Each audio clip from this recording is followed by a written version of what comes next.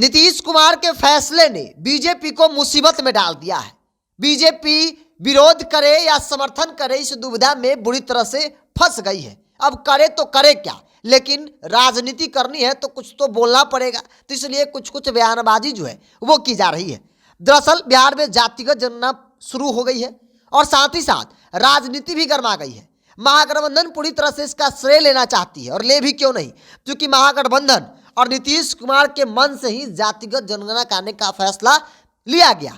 BJP असमंजस की स्थिति में फंसी हुई है। बीजेपी जातिगत जनगणना पर सवाल खड़ा कर विरोध भी करना चाहती है और उसका श्रेय भी लेना चाहती है। सवाल उठता है कि बीजेपी दो नाव पर क्यों सवार है। बिहार में जातिगत जनगणना शुरू होने पर सियासत भी तेज हो गई है। महागठबंधन के दल इसका श्रेय तो ले ही रहे हैं, फ्रंट फुट पर खेल रहे हैं, तो बीजेपी असमंजस में दिख रही है। अगस्त 2022 में नीतीश कुमार ने जातिगत जनगणना कराने को कैबिनेट में मंजूरी दी थी, तो बीजेपी इसके समर्थन में खड़ी थी। लेकिन अब उसके बाद नेता दो नाव पर सवार है। बीजेपी के कुछ नेता आर्थिक तो कुछ जातिगत जनगणना के पक्ष में है। ऐसे में बीजेपी से न तो खुलकर विरोध करने में बन रहा है और न ही समर्थन करने में बन रहा है। मुख्यमंत्री नीतीश कुमार इन दिनों समाधान यात्रा के जरिए बिहार का दौरा कर रहे हैं। उन्होंने यात्रा के दौरान कहा कि सर्वेक्षण में जाति और समुदाय का विस्तृत रिकॉर्ड तैयार किया जाएगा। इस जनगणना से सिर्फ जातियों की गणना नहीं, बल्कि राज्य के हर परिवार के बारे में आर्थिक सहित तो पूरी जानकारी जुटाई जाएगी। उसके बाद विकास में मदद मिलेगा और देश व समाज में उत्थान में भी बहुत बड़ा फायदा होगा। साथ ही आरजेडी नेता डिप्टी सीएम तेजस्वी प्रसाद यादव ने कहा कि सर्वेक्षण से सरकार को गरीब लोगों की मदद के लिए वैज्ञानिक तरीके से विकास करने में मदद मिलेगी। तेजस्वी ने कहा कि बीजेपी नहीं चाहती है कि गणना हो। अब इसके बाद लगातार बीजेपी नेता जो है वो कुछ न कुछ बयान दे रहे हैं। बीजेपी जातिगत जनगणना के पर असमंजस में फंसी हुई है। बीजेपी सांसद सुशील कुमार मोदी कहते हैं कि जब कैबिनेट की बैठक से जातिगत जनगणना का निर्णय पारित हुआ था, तब तेजस्वी यादव उप मुख्यमंत्री नहीं थे।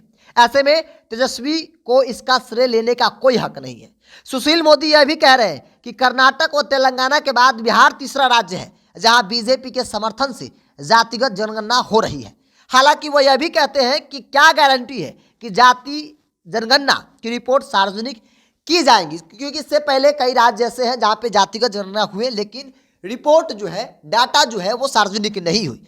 आज सुशील कुमार मोदी यह कहना भूल जाते हैं कि केंद्र की बीजेपी सरकार ने कई बार यह स्पष्ट कर दिया है कि जाति आधारित जनगणना नहीं हो सकता है। अगर जाति आधारित जनगणना होगी तो देश का माहौल जो है वो खराब हो सकता है, ऐसा बीजेपी का मानना है। लेकिन बात बिहार के संदर्भ में हो रही है, तो बिहार में नीतीश कुमार के फैसलों के बाद तमाम दलों के समर्थन थे।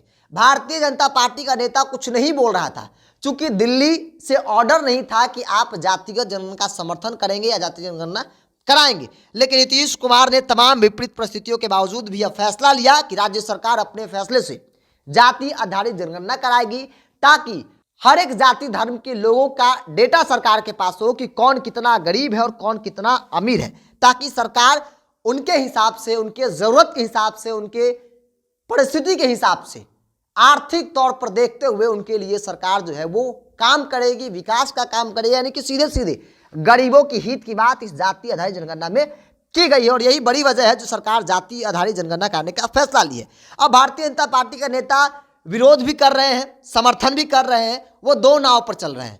उनके लिए तय कर पाना मुश्किल है कि खुले तौर पर विरोध करे या खुले तौर पर समर्थन करे, लेकिन श्रेय भी ले रहे हैं और श्रेय लेने देना भी नहीं चाहते हैं, क्योंकि यह उनका मानना है कि तेजस्वी यादव उस वक्त उप मुख्यमंत्री नहीं थे। लेकिन सुशील कुमार मोदी ये भूल गए थे कि नीतीश कुमार के पीछे जो लंबी कतार थी उसमें आरजेडी समेत तमाम विपक्षी पार्टियां थी, और यही मजबूती नीतीश कुमार को लगा कि मेरे साथ पूरी पार्टी है, तो ऐसे में फैसला लेना ही चाहिए कि जातीय जनगणना हो। क्योंकि प्रधानमंत्री मोदी से मुलाकात होती है, मुलाकात के बाद भी यह साफ हो जाता है कि केंद्र सरकार नहीं कराएगी। हालांकि बिहार बीजेपी की मजबूरी थी कि नीतीश कुमार के हाँ में हाँ भरे, कोई नेता खुलकर कुछ बोल नहीं रहा था। लेकिन अब जो है कुछ लोग विरोध कर रहे हैं, कुछ लोग समर्थन कर रहे हैं, यानी कि सीधे सीधे कह सकते हैं कि बीजेपी नेता नीतीश कुमार के इस फैसले के बाद असमंजस में है, दो नाव की सवारी कर रहे हैं। और ये कहा जाता है कि दो नाव की सवारी करने वाला व्यक्ति बहुत ज़्यादा दूर तक नहीं जा सकता, हो सकता है कि बीच नदी में वो गिर जाए। तो यह स्थिति बिहार बीजेपी में हो गई है।